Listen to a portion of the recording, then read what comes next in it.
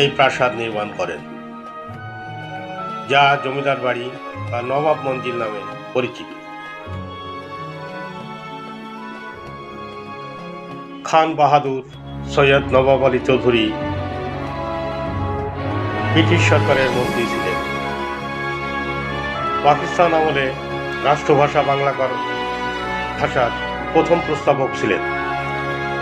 ঢাকা বিশ্ববিদ্যালয় প্রতিষ্ঠাতাদের অন্যতম একজন।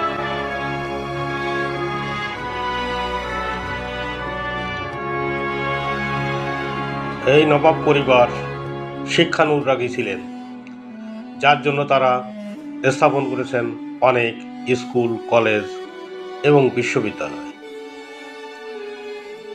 সমাজসেবক হিসেবে তারা দেশের এবং সমাজের সেবা করেছেন। শুধু ব্রিটিশ সরকারের মন্ত্রী ছিলেন না,